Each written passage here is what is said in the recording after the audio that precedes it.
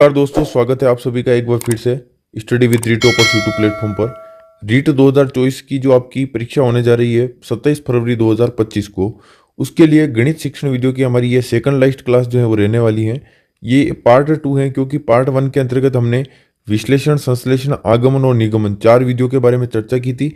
आज की क्लास में हम बात करेंगे प्रयोगशाला विधि, समस्या समाधान विधि, अनुसंधान विधि, प्रयोजना विधि, प्रदर्शन विधि, व्याख्यान विधि और खेल विधि। इसके बारे में हम चर्चा करेंगे। और इसके बाद अपनी लास्ट क्लास रहेगी शिक्षण उद्देश्यों को लेकर बात करेंगे, गणित की प्रमुख पाठ्य पुस्तकों को लेकर बात करेंगे, और गणित के प्रमुख जो गणितज्ञ हैं आपके, विदेशी गणितज्ञ भी और भारतीय गणितज्ञ भी, क्योंकि वहाँ से प्रश्न पूछे गए हैं, तो उन सबको हम कवर कर लेंगे अगली क्लास में। फिर आपके 13 फरवरी को जो है, 13 फरवरी से आपके संस्कृत की क्लास जो है वो चालू हो जाएगी, संस्कृत की क्लास। और संस्कृत के टेस्ट जो है, संभावित टेस्ट, वो सारी हमने अपने ऐप पर जो है वो निःशुल्क उपलब्ध करवा दी हैं। गणित के भी इंपॉर्टेंट 300 प्रश्न हम टॉपिक वाइज आपको उपलब्ध करवा देंगे, और विगत परीक्षाओं में पूछे गए प्रश्न तो वहाँ पर निःशुल्क उपलब्ध करवा ही रखे हैं। तो देखिए, आज की क्लास में हम चलते हैं। तो देखिए, प्रयोगशाला विधि जो है इसके बारे में हम चर्चा करेंगे।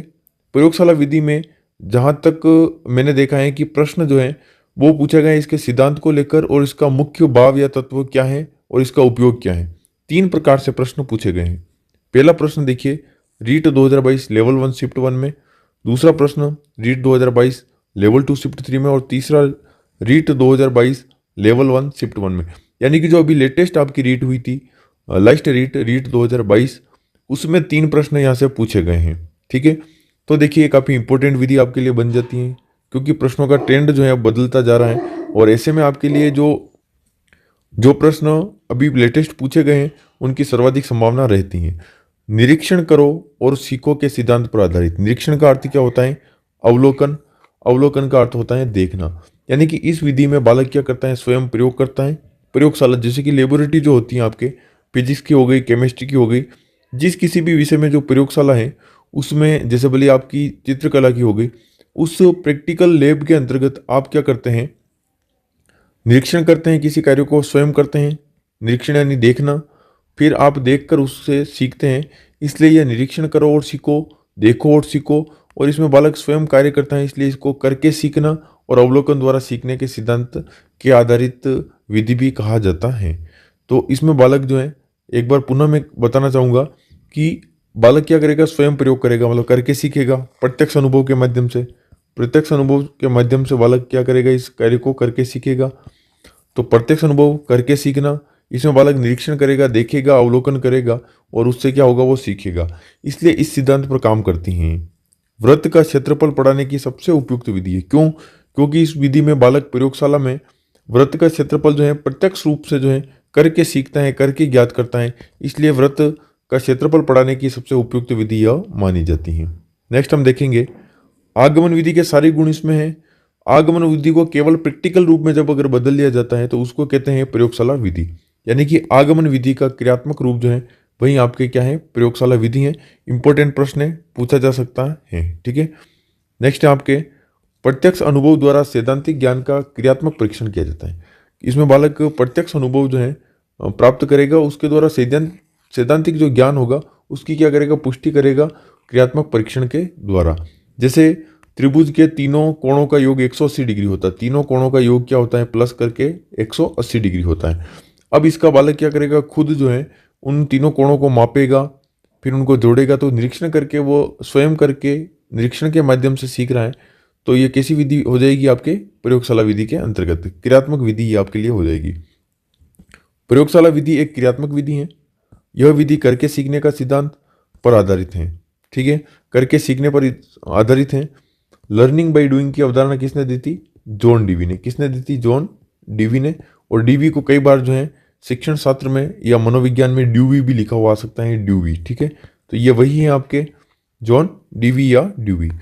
नेक्स्ट देखिए, प्रयोगशाला विधि जो है इसमें कौशलात्मक उद्देश्य जो है इसकी प्राप्ति हेतु सर्वोत्तम विधि है। मतलब अगर कौशलात्मक उद्देश्यों की प्राप्ति करनी है तो उसके लिए सर्वोत्तम विधि कौन सी? आपके प्रयोगशाला विधि। इसमें आगमनात्मक चिंतन का सहारा लिया जाता है, यानी कि ज्ञात से अज्ञात तत्वों की ओर बढ़ा जाता है, ज्ञात से अज्ञात की ओर। ठीक है, नेक्स्ट है आपके विज्ञान तथा गणित सीखने की यह सर्वश्रेष्ठ विधि है। इस विधि के माध्यम से गणित और विज्ञान सिखाया जाता है तो वो प्रत्यक्ष अनुभव के माध्यम से छात्र करके निरीक्षण के द्वारा सीखता है। इसलिए इस विधि को गणित शिक्षण और विज्ञान शिक्षण की सर्वश्रेष्ठ विधि माना जाता है।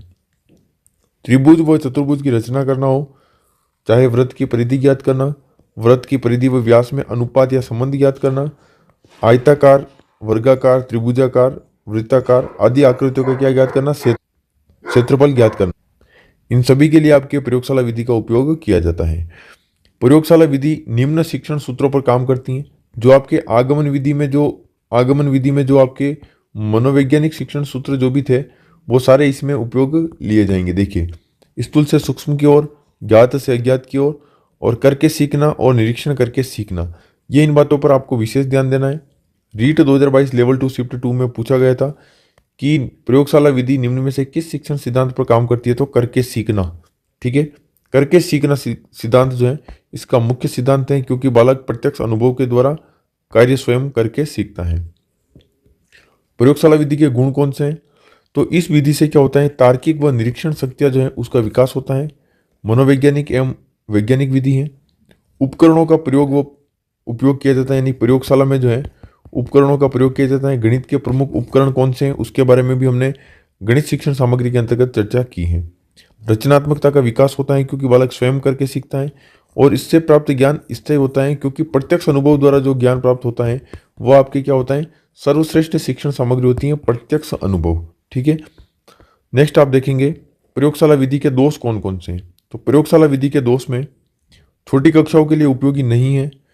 क्यों? क्योंकि छोटी कक्षाओं में जो है बालक में निरीक्षण शक्ति का अभाव पाया जाता है, तर्क एवं चिंतन का अभाव पाया जाता है। कुछ प्रकरणों में ही उपयोगी, यानी कि इस विधि के माध्यम से कुछ बिंदुओं को ही पढ़ाया जा सकता है। इसमें समय अधिक लगता है, खर्चीली विधि है, इसलिए पाठ्यक्रम जो है समय पर पूर्ण नहीं हो पाता है, और छात्र संख्या कम होने पर ही उपयुक्त है, क्योंकि कई सारे बच्चों को एक साथ प्रयोगशाला विधि के माध्यम से सिखाना जो है असंभव है। छोटी कक्षा होगी और कम छात्र होंगे तो उसके लिए उपयोगी रहेगी। यहाँ पर देखिए, यहाँ पर छोटी कक्षा जो है वो किस आधार पर है कि मतलब कक्षा स्तर जो है वो छोटा है, कक्षा स्तर क्या है, छोटा। और यहाँ पर मैं बात कर रहा हूँ कि छोटी कक्षा के लिए उपयोगी कैसे होगी। देखिए, छोटी कक्षा यानी आकार जो है, कक्षा का आकार यानी कम छात्र जहाँ होंगे उसके लिए ये विधि उपयोगी है। छोटी कम उम्र के बच्चों के लिए उपयोगी नहीं है। ठीक है, ये आपके प्रयोगशाला विधि हो गई। हम टू द पॉइंट बात करें, क्योंकि अब आपके पास भी समय कम है और हमारे पास भी जो है समय कम है, हम पूरी सामग्री आप तक पहुंचाना चाह रहे हैं, तो निश्चित तौर पर थोड़ी सी स्पीड यहाँ पर रखनी पड़ेगी। समस्या समाधान विधि, इसके जनक कौन है, सुकरात हैं। समस्या समाधान विधि के जनक कौन है, सुकरात हैं। ठीक है, सीवी गुड की एक अच्छी परिभाषा है समस्या समाधान विधि को लेकर कि समस्या पद्धति निर्देशन की वह विधि है जिसके द्वारा सीखने की प्रक्रिया को उन चुनौतीपूर्ण परिस्थितियों का निर्माण कर प्रोत्साहित किया जाता है जिनका समाधान आवश्यक है। मतलब इन परिस्थितियों का निर्माण किया जाता है, बालक को प्रोत्साहित किया जाता है और फिर समाधान निकाला जाता है। यह हम समस्या समाधान विधि के चरण के अंतर्गत भी हम पढ़ेंगे। इसमें छात्र तथा अध्यापक मिलकर वैज्ञानिक तरीके से समस्या के क्या करते हैं, समाधान करते हैं। समस्या समाधान विधि के गुण कौन कौन से हैं। समस्या समाधान विधि में चिंतन शक्ति का विकास होता है, क्योंकि बालक जो है समस्या का क्या करता है, स्वयं समाधान करता है। समस्या का क्या करता है, समाधान करता है, इसके प्रयास करता है, अलग अलग उपकल्पनाओं का निर्माण करता है, तो चिंतन शक्ति का क्या होगा, विकास होगा। खोजने की प्रवृत्ति का भी विकास होता है, क्योंकि बालक समस्या का हल क्या करता है, खोजता है। इससे प्राप्त ज्ञान स्थायी होगा, इससे अधिगम जो होगा वो क्या होगा, स्थायी होगा। व्यक्तिगत विभिन्नताओं का ज्ञान रखना आवश्यक है, इसमें व्यक्तिगत विभिन्नताओं का भी ज्ञान रखा जाता है। और शिक्षार्थी केंद्रित विधि है, इसमें शिक्षार्थी केंद्रित विधि क्यों है, क्योंकि इसमें बालक जो है स्वयं समस्या का समाधान करने का प्रयास करता है। वैज्ञानिक दृष्टिकोण और वैज्ञानिक विधि में जो प्रशिक्षण दिया जाता है उसके लिए ये विधि जो है आपके समस्या समाधान विधि उपयोगी है। 3rd ग्रेड 2022 लेवल 2 गणित विज्ञान में यह प्रश्न पूछा गया है। अब समस्या समाधान विधि के दोष कौन कौन से हैं, तो इस विधि में क्या होता है कि संभावित कारणों का पता लगाया जाता है, फिर समस्या का हल किया जाता है, तो इसमें समय जो है वो अधिक लगता है। सभी विषय वस्तु का शिक्षण संभव नहीं है। प्रदत्तों का संग्रह नहीं, यानी कि आंकड़े जो हैं उसका संग्रह करना क्या है, सरल नहीं है, बहुत कठिन काम है आंकड़ों का संग्रहण करना। बड़ी कक्षाओं में ही ये उपयोगी है। छोटी कक्षाओं के बालक इसको नहीं कर पाएंगे। अब समस्या समाधान विधि के सोपान जो है वो आपके लिए मोस्ट इंपॉर्टेंट है, क्योंकि आपके किसी भी विषय की शिक्षण विधियों के अंतर्गत पूछे जा सकते हैं। सरल है बिल्कुल, क्योंकि जिस प्रकार से आप काम करोगे उसी प्रकार से यहाँ पर चरण भी है। सबसे पहले क्या करेंगे, अपन समस्या का चयन करेंगे कि समस्या क्या है, फिर उस समस्या को क्या करेंगे, बालक के सामने प्रस्तुतिकरण करेंगे, फिर बालक जो है परिकल्पना को क्या करेंगे, निर्माण करेंगे। उससे संबंधित परिकल्पना को निर्माण मतलब क्या क्या संभावित कारण हो सकते हैं, क्या समाधान हो सकते हैं, इसका निर्माण करेंगे। आंकड़ों का संग्रह करेंगे, यानी कि डाटा जो है कलेक्ट करेंगे। फिर वो कलेक्ट किए गए डाटाज जो हैं उनको क्या करेंगे, विश्लेषण एनालाइज करेंगे, और अंत में क्या निकलेगा, निष्कर्ष निकलेगा। यह आपके समस्या समाधान विधि के सोपान है। समस्या का चयन करेंगे, समस्या का प्रस्तुतिकरण करेंगे, फिर परिकल्पनाओं का निर्माण होगा, फिर आंकड़ों का संग्रहण करके उसका विश्लेषण करेंगे, तब जाकर अपन निष्कर्ष पर पहुंचेंगे। ये बिल्कुल आपको समझ में आ गया होगा और याद भी आपको हो गया होगा। नेक्स्ट हम देखेंगे अनुसंधान या खोज उपागम। अगली विधि है अपने अनुसंधान या खोज विधि। इसको देखिए, विधि को उपागम भी कहा जाता है। उपागम क्या होता है, जिसमें शिक्षण सूत्र, शिक्षण सिद्धांत, शिक्षण विधियों का एक अच्छे तरीके से जो है उपयोग किया जाता है, उसी को कहा जाता है उपागम। अनुसंधान को देखिए अन्वेषण भी कहा जाता है, इसको ह्यूरिस्टिक भी कहा जाता है। अंग्रेजी में इसको ह्यूरिस्टिक कहा जाता है, तो ह्यूरिस्टिक विधि भी इसको कहा जाता है। हिंदी में भी कई बार लिखा हुआ आ सकता है कि ह्यूरिस्टिक विधि के जनक कौन है। तो खोज विधि के जनक तो हैं आर्मस्ट्रॉन्ग, लेकिन खोज उपागम की उपयोगिता या प्रसिद्धि जो है शिक्षा के क्षेत्र में वो किसने दी है, जेरोम ब्रूनर ने। जेरोम ब्रूनर ने थर्ड ग्रेड 2022 लेवल 1 में पूछा गया यह प्रश्न है कि खोज उपागम की उपयोगिता या प्रसिद्धि का श्रेय किसको जाता है, तो जेरोम ब्रूनर को जाता है। लेकिन इस विधि के जनक कौन है, मूलतः आर्मस्ट्रॉन्ग है। इसमें खोज दो प्रकार से होती है। पहली आपके छात्र स्वयं खोज करता है, और एक ये है कि अध्यापक के निर्देशन में जो है वो छात्र खोज करता है। तो ये हो गई आपके खोज विधि। यहाँ से काफ़ी छोटा आपका कंटेंट है, काफ़ी कम है। यहाँ से प्रश्न इसी प्रकार से पूछा जा सकता है कि खोज विधि के जनक कौन है, इसका अन्य नाम क्या है, तो इस प्रकार से आप ध्यान रखिएगा। अब देखिए प्रोजेक्ट विधि। वैसे ये विधि जो है प्रोजेक्ट विधि, ये आपने हिंदी की शिक्षण विधियों के अंतर्गत जो अपनी खेल शिक्षण की विधियाँ थी टॉपिक 1 के अंतर्गत, उसमें हमने कर ली थी। तो यहाँ पर मैं ज़्यादा डिटेल से नहीं बताऊँगा, आप स्क्रीनशॉट ले लीजिएगा यहाँ पर, क्योंकि आपने सबने लगभग हिंदी की शिक्षण विधि हमसे पढ़ी हुई है। और अगर आपने नहीं पढ़ी तो हिंदी की प्लेलिस्ट में जाकर आप वहाँ से देख सकते हैं। तो यहाँ पर देखिए, मैं बिल्कुल शीघ्रता से यहाँ पर बताने का प्रयास करूँगा, रैपिड तरीके से बिल्कुल। तो प्रोजेक्ट विधि को प्रायोजना विधि भी कहा जाता है। इस विधि के विचारधारा जो है किसने दी थी, तो जॉन डीवी ने दी थी। जॉन डीवी कौन थे, गुरु थे, ठीक है। और इस विधि को प्रवर्तक या प्रतिपादक या जनक अगर माना जाए तो वो कौन है, आपके विलियम हेनरी किलपेट्रिक, यानी WH किलपेट्रिक, जो शिष्य थे किसके, जॉन डीवी के। तो इन्होंने जो है व्यापक बनाने का श्रेय पूछा गया था आपके रीट 2021 लेवल 1 के अंतर्गत। वहाँ ऑप्शंस में एक साथ दिया गया था जॉन डीवी और किलपेट्रिक, ये दोनों यहाँ पर आपके दिए हुए थे। तो दोनों वाला ऑप्शन जो था आपके सही था। तो जॉन डीवी आपके विचारधारा हो गए, इसके प्रतिपादक या जनक कौन हो गए, आपके किलपेट्रिक हो गए। अब ये किस स्तर के लिए उपयोगी हैं, तो वैसे तो ये माध्यमिक स्तर के लिए उपयोगी है, लेकिन रीट 2021 में दिए गए ऑप्शंस के अनुसार ये विधि प्राथमिक स्तर के लिए भी उपयोगी है। अब यहाँ से काफ़ी प्रश्न पूछे गए, प्रोजेक्ट विधि के प्रतिपादक कौन है, ये प्रश्न आपके गणित की शिक्षण विधियों के अंतर्गत भी पूछा गया है कि प्रोजेक्ट विधि के प्रतिपादक कौन है, किलपेट्रिक। प्रोजेक्ट कार्य के दौरान प्रोजेक्ट का चुनाव शिक्षक के निर्देशन में छात्रों द्वारा किया जाता है। यानी कि जो प्रोजेक्ट कार्य होता है उसका चुनाव कौन करता है, छात्र करता है, लेकिन किसके निर्देशन में, शिक्षक के निर्देशन में करता है। प्रोजेक्ट विधि की महत्वपूर्ण परिभाषाएं, काफ़ी इंपॉर्टेंट परिभाषा है किलपेट्रिक की। प्रोजेक्ट सामाजिक वातावरण में पूर्ण संलग्नता के साथ किया जाने वाला उद्देश्यपूर्ण कार्य है। देखिए विधि किसने दी, किलपेट्रिक ने, इसलिए किलपेट्रिक ने तो इसको क्या कहा, उद्देश्यपूर्ण। लेकिन ये स्टीवेंसन जो है इसने इस कार्य को क्या बताया, समस्यात्मक कार्य बताए। प्रोजेक्ट एक समस्यात्मक कार्य है जिसे स्वाभाविक परिस्थितियों में पूरा किया जाता है। अब आप यहाँ पर ये ध्यान रखिएगा कि जैसे कि प्रोजेक्ट विधि दी किसने, किलपेट्रिक ने, तो ये तो समस्यात्मक बताएगा नहीं, तो इसने तो इस विधि को क्या बताया कि उद्देश्यपूर्ण बताया। जबकि स्टीवेंसन था, इसने क्या कहा कि ये बात क्या है या ये विधि क्या है, समस्यात्मक विधि है। ठीक है, नेक्स्ट हम देखेंगे प्रोजेक्ट के प्रकार। अब प्रोजेक्ट के प्रकार जहां भी पूछे गए वो किलपेट्रिक के अनुसार पूछे गए। तो किलपेट्रिक के अनुसार प्रोजेक्ट के प्रकार कितने हो गए, 4। रचनात्मक या सृजनात्मक, अभ्यासात्मक, समस्यात्मक और रसास्वादन या आनंददायी। ठीक है, ये आपके किलपेट्रिक के अनुसार 4 प्रकार हैं। सामान्यतः कितने प्रकार है वो भी हम बात करेंगे। थॉमस एम रिस्क के अनुसार रीट 2015 में पूछा गया प्रश्न है, तो उसने जो है उत्पादनात्मक, इसको उत्पादात्मक भी कहते हैं, अधिगमात्मक और बौद्धिक या समस्यात्मक। तो 4 तो बताए प्रोजेक्ट विधि के प्रकार किसने, किलपेट्रिक ने, और 3 बताए किसने, थॉमस एम रिस्क या थॉमस एम रस्क भी लिखा हुआ आ सकता है। प्रोजेक्ट विधि के सोपान कितने हैं, तो किलपेट्रिक के अनुसार 4 ही प्रकार है और 4 ही सोपान है। सोपान कौन कौन से, पहला है आपके उद्देश्य या परिस्थिति का निर्माण किया जाता है इसके अंतर्गत, फिर इसमें एक योजना बनाई जाती है, फिर उस योजना का क्रियान्वयन किया जाता है और अंत में क्या किया जाता है, मूल्यांकन किया जाता है। मतलब सबसे पहले उद्देश्यों का निर्माण या परिस्थिति का निर्माण किया जाता है, फिर आपकी योजना बनाई जाती है, फिर उस योजना का क्या किया जाता है, क्रियान्वयन किया जाता है और अंत में क्या किया जाता है, मूल्यांकन किया जाता है। ये चारों आपके चरण हो गए इसके।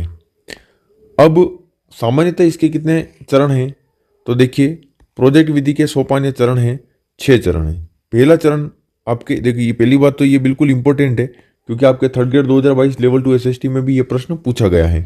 तो आपके परिस्थिति का निर्माण या परिस्थिति को उत्पन्न किया जाता है, फिर उस प्रोजेक्ट का चयन किया जाता है, चुनाव किया जाता है, ये छात्र के द्वारा स्वयं द्वारा किया जाता है अध्यापक के निर्देशन में, और प्रोजेक्ट का नियोजन यानी कि योजना बनाई जाती है, फिर उसका क्रियान्वयन किया जाता है, मूल्यांकन किया जाता है और अंत में क्या किया जाता है, अंत में प्रोजेक्ट का लेखा जोखा, आलेखन या अभिलेखन किया जाता है।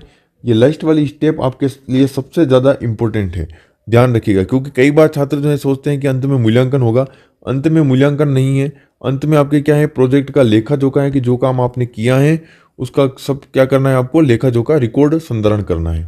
ठीक है, प्रोजेक्ट विधि किन सिद्धांतों पर कार्य करती हैं, तो प्रोजेक्ट विधि आपके जीवन में उपयोगी आने वाले बिंदुओं पर ही प्रोजेक्ट दिया जाता है, तो जीवन उपयोगी सिद्धांत पर काम करती हैं। स्वउद्देश्यता यानी उद्देश्य होना चाहिए, वास्तविक जीवन से संबंधित होनी चाहिए। एक है आपके क्रियाशीलता है, प्रोजेक्ट में बालक सक्रिय रहकर जो है प्रोजेक्ट का चुनाव भी करता है, प्रोजेक्ट का क्रियान्वयन भी करता है और मूल्यांकन और अंत में संधारण वगैरह कार्य भी करना होता है। समवाय या सहसंबंध, क्योंकि बालक जो है एक दूसरे के मदद से, सहयोग के माध्यम से कार्य करते हैं, तो ये आपके क्या हो जाएगा, सामाजिक वातावरण में रह के सीखेंगे, तो समवाय या सहसंबंध का सिद्धांत भी यहाँ पर कार्य करता है।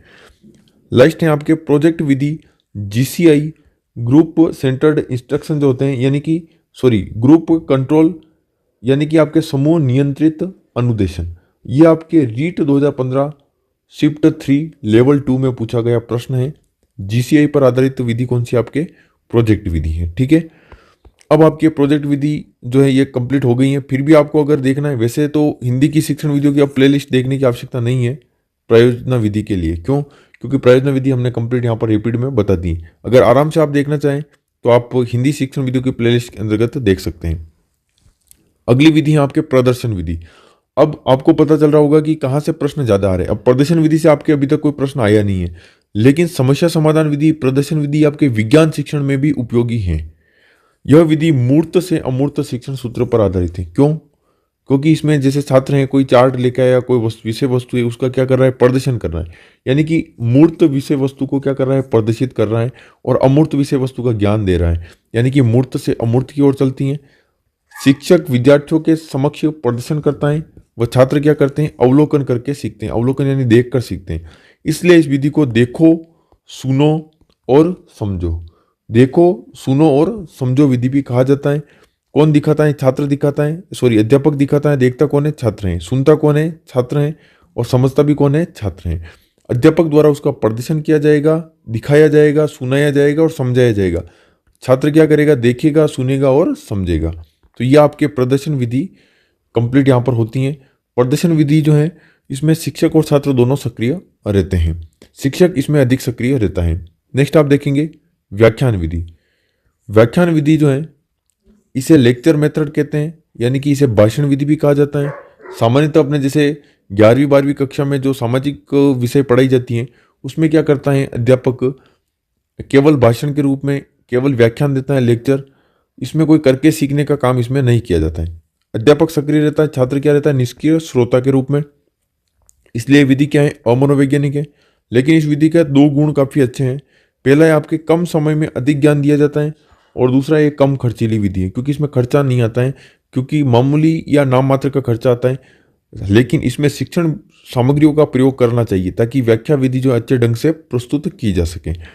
उच्च कक्षाओं में उपयोगी है, छोटी कक्षाओं के लिए तो खेल विधि है, आगमन विधि है, ये विधियाँ अधिक उपयोगी रहेगी। तो व्याख्यान विधि छोटी कक्षाओं के लिए उपयोगी नहीं है। खेल खेल में गणित शिक्षण हेतु लागू नहीं है। देखिए, आपके गणित शिक्षण में एक बार प्रश्न पूछा गया था रीट 2022 लेवल 1 शिफ्ट 1 के अंतर्गत कि निम्न में से कौन सी विधि खेल खेल में गणित शिक्षण हेतु उपयोगी नहीं है। उसमें मोंटेसरी विधि था, किंडरगार्टन विधि था, और एक विधि और थी आपके ड्रेकेली या डोल्टन विधि। तो आपके वो तो उपयोगी हैं खेल खेल में, लेकिन ये व्याख्यान विधि जो है आपके खेल खेल में गणित शिक्षण हेतु उपयोगी नहीं है। ये एक अमनोवैज्ञानिक विधि है, मतलब इसमें कमियां ही कमियां हैं। इसका फायदा यही है कि एक तो उच्च कक्षाओं में उपयोगी है, समय अधिक लगता है, इसमें कम समय में अधिक ज्ञान दिया जाता है, और कम खर्चीली विधि है। अब ये जो है आपके कंप्लीट हो गई व्याख्यान विधि तक। अब हम देखेंगे खेल की विधियां। यहाँ से भी प्रश्न पूछे गए हैं, 1 या 2 प्रश्न आपके पूछे गए हैं, तो ये भी हम कवर कर लेते हैं। फिर आपके गणित की शिक्षण विधियां सारी कंप्लीट हो गई। फिर हम बात करेंगे आगे की क्लास में क्या होने वाला है। तो छोटी कक्षाओं में गणित विषय में रुचि उत्पन्न करने के लिए किस प्रकार की विधियों का उपयोग किया जाना चाहिए, तो मनोरंजन व खेल संबंधी जो विधियां हैं उसका प्रयोग किया जाना चाहिए। रीट 2021 लेवल 1 में यह प्रश्न पूछा गया है। अब खेल की प्रमुख विधियां, अगर इन विधियों को आप डिटेल में पढ़ना चाहते हैं तो आप हिंदी की जो प्लेलिस्ट है उसमें देखिएगा, पहले टॉपिक के अंतर्गत खेल शिक्षण की विधियां हमने करवा रखी है, वो आप पढ़ लीजिएगा। लेकिन हम आपको यहाँ बता रहे हैं कि कैसे कैसे प्रश्न आपसे पूछे जा सकते हैं। तो विधि का नाम जो है, इसके जनक का नाम पूछा जा सकता है कि इस विधि के प्रवर्तक या जनक कौन है। तो देखिए, डोल्टन विधि, मिस हेलेना पार्कहर्स्ट। दूसरा है आपके ड्रेकाली विधि, जो है आपके ओविड ड्रेकाली। डोल्टन विधि को ठेका प्रणाली भी कहा जाता है, इसमें पाठ्यक्रम का और परीक्षाओं का कोई झमेला नहीं रहता है। दूसरे आपके ड्रेकाली विधि, इसमें क्या होता है, ड्रेकाली विधि में मंद बुद्धि छात्रों के या मानसिक रूप से विमंदित छात्र होते हैं, उसकी शिक्षण के लिए ये उपयोगी विधि है। हिंदी शिक्षण विधि में पूछा गया प्रश्न है। मोंटेसरी विधि जो है वो आपके लेखन शिक्षण के लिए भी उपयोगी है, और मोंटेसरी विधि जो है इसके अंतर्गत आपके क्या होता है, साहचर्य विधि जो है वो भी मोंटेसरी ने ही दी है। उसमें वर्ड का कार्ड के साथ क्या किया जाता है, संयोजन किया जाता है। अब मैडम मारिया मोंटेसरी जो है, इन्होंने जो विधि दी है उसमें इंद्रियों की सक्रियता पर बल दिया गया है। किसकी सक्रियता पर, इंद्रियों की सक्रियता पर बल दिया गया है। विनेटी का विधि किसने दी है, कोल्टर्न वॉसबर्न ने दी है। खेल विधि, खेल विधि के जनक कौन है, हेनरी कोल्डवेल कुक, और उनकी पुस्तक का नाम क्या है, द प्लेवे। इनकी पुस्तक का नाम जिसके अंतर्गत उन्होंने इस सिद्धांत को दिया था वो है आपके द प्लेवे। तो खेल विधि वाला इंपॉर्टेंट है आपके हेनरी कोल्डवेल कुक। किंडरगार्टन विधि किसने दी है, ऑगस्ट फ्रोबेल ने दी है।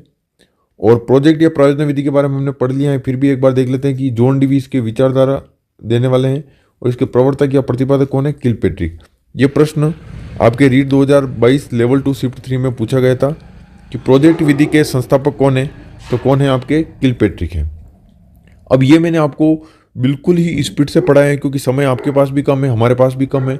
हम अगली क्लास बना रहे, देखिए ये क्लास बनाने में 5 से 6 घंटे लग जाते हैं, क्योंकि इसका कंटेंट लिखना, ऑथेंटिक कंटेंट, उसके अलावा विगत परीक्षाओं में कैसे प्रश्न पूछे गए हैं, कहाँ से आपको पढ़ना है, सारी चीज़ें विश्लेषण करके आपको देनी पड़ती हैं। अब आप साथी कमेंट करते हैं कि सर क्लास जल्दी लाओ, एक दिन में 2 क्लास लाओ, तो ऐसा बिल्कुल भी संभव नहीं है, क्योंकि स्कूल का भी काम रहता है। स्कूल से 4 बजे आते ही ये क्लास आपके लिए बनाते हैं। विद्यालय समय में बिल्कुल भी समय नहीं मिलता है कि आपके लिए काम करें, और ऐसा उचित भी नहीं है। तो बिल्कुल हमारे पास जितना भी समय है वो हम आपके लिए दे रहे हैं विद्यालय समय के अतिरिक्त। तो अब आप विज्ञान की शिक्षण विधियाँ जो हैं वो भी आपके यहाँ से क्लियर हो गई होगी। विज्ञान की शिक्षण विधियों की, पर्यावरण की शिक्षण विधियों की हम एक मैराथन क्लास लेके आएंगे 2 या 3 घंटे की। उसके अंतर्गत हम आपको बिल्कुल एक बार एग्जाम ओरिएंटेड कवर करवा देंगे। अभी हमारी डिटेल से क्लासेस चलेगी संस्कृत की शिक्षण विधियों की। तो ऐप को अभी तक आपने डाउनलोड नहीं किया तो डाउनलोड कीजिए, वहाँ पर निःशुल्क जो टेस्ट दे रखे हैं वो दीजिए, क्योंकि वहाँ से 70-80 नंबर का कंटेंट जो है आपके परीक्षा में हूबहू देखने को मिलेगा। सारे टॉपर्स के द्वारा तैयार किए गए टेस्ट हैं। निःशुल्क टेस्ट आपको होम स्क्रीन के ऊपर लेफ्ट कॉर्नर में क्लिक करोगे तो फ्री मटेरियल दिखेगा। उसमें भी वापस आपको डॉक्यूमेंट, वीडियो और टेस्ट के 3 सेक्शन है। टेस्ट वाले सेक्शन में आपको जाना है और वहाँ पर आपको फोल्डर वाइज दे रखा है, निःशुल्क टेस्ट आप वहाँ पर दें। अनलिमिटेड अटेम्प्ट के साथ विगत भी हैं, संभावित भी हैं, वहाँ से प्रश्न बाहर नहीं जाएगा। तो आप जो भी सामग्री हमने कम समय में आपको उपलब्ध करवाने का प्रयास किया है, आप वहाँ से दें। और बैकग्राउंड नॉइस जो हो रही है यहाँ पर, उसके लिए मैं क्षमा चाहूँगा। आप सभी साथी जुड़े रहें संस्कृत की शिक्षण वीडियो के लिए भी, और विज्ञान और पर्यावरण की मैराथन क्लास भी हम लेकर आएंगे, ताकि आपके एक ही क्लास के अंतर्गत आपके सारी शिक्षण विधियाँ हो जाएं। तो मिलते हैं नेक्स्ट क्लास में, तब तक के लिए जय हिंद जय